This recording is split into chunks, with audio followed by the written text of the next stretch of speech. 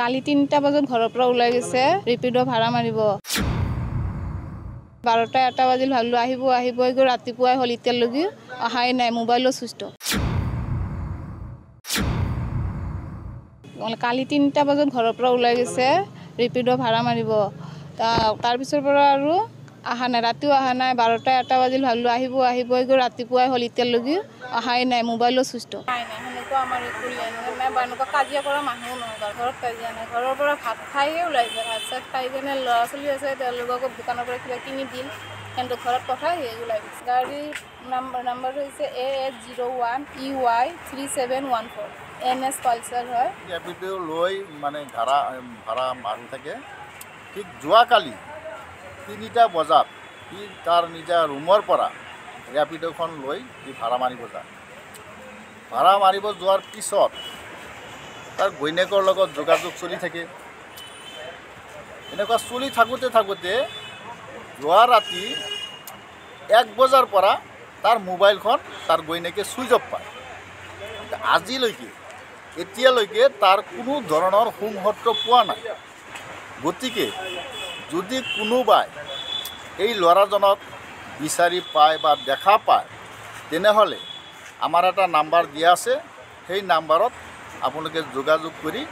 আৰু যিমানখিনি সহায় কৰিব লাগে আপোনালোকক আমি বিনম্ৰভাৱে অনুৰোধ জনাইছোঁ আপোনালোকে এই কেছটোত যিমানখিনি পাৰে শ্বেয়াৰ কৰিব আৰু সহায় সহযোগিতা কৰিব আৰু খবৰ পোৱাৰ লগে লগে আমি দিয়া নাম্বাৰটোত ফোন কৰিবলৈ আপোনালোকক অনুৰোধ জনাইছোঁ কালি 3টা বজাত ঘৰৰ পৰা ওলাই গৈছে ৰেপিডো ভাড়া মাৰিব তাৰ পিছৰ পৰা আৰু আহা নাই ৰাতিও আহা নাই 12টা 1টা বাজিল ভাবিলো আহিব গৈ ৰাতিপুৱাই হ'ল এতিয়ালৈকে অহাই নাই মোবাইলো সুস্থ নাই সেনেকুৱা আমাৰ একো নাই বানুকা কাজিয়া কৰা মানুহ নহয় ঘৰত কাজিয়া নাই ঘৰৰ পৰা ভাত খাইয়ে ওলাইছে ভাত চাত খাই কেনে ল'ৰা ছোৱালী আছে তেওঁলোকক দোকানৰ পৰা কিবা কিনি দিল কিন্তু ঘৰত পঠাই ওলাই গৈছে গাড়ীৰ নাম্বাৰ হৈছে AS01 EY 3714 NS পালচাৰ হয় ৰেপিডো লৈ মানে ভাড়া মাৰি থাকে ঠিক যোৱাকালি 3টা বজাত সি তাৰ নিজা ৰুমৰ পৰা ৰেপিডোখন লৈ সি ভাড়া মাৰিব যায়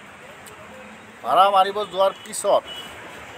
তাৰ ঘৈণীয়েকৰ লগত যোগাযোগ চলি থাকে এনেকুৱা চলি থাকোঁতে যোৱা ৰাতি 1 বজাৰ পৰা তাৰ মোবাইলখন তাৰ ঘৈণীয়েকে চুইচ অফ পায় এতিয়ালৈকে তাৰ কোনো ধৰণৰ সংহত পোৱা নাই গতিকে যদি কোনোবাই এই ল'ৰাজনক বিচাৰি পায় বা দেখা পায় তেনেহ'লে আমাৰ এটা নাম্বাৰ দিয়া আছে সেই নাম্বাৰত আপোনালোকে যোগাযোগ কৰি আৰু যিমানখিনি সহায় কৰিব লাগে আপোনালোকক আমি বিনম্ৰভাৱে অনুৰোধ জনাইছোঁ আপোনালোকে এই কেছটোত যিমানখিনি পাৰে শ্বেয়াৰ কৰিব আৰু সহায় সহযোগিতা কৰিব আৰু খবৰ পোৱাৰ লগে লগে আমি দিয়া নাম্বাৰটোত ফোন কৰিবলৈ আপোনালোকক অনুৰোধ জনাইছোঁ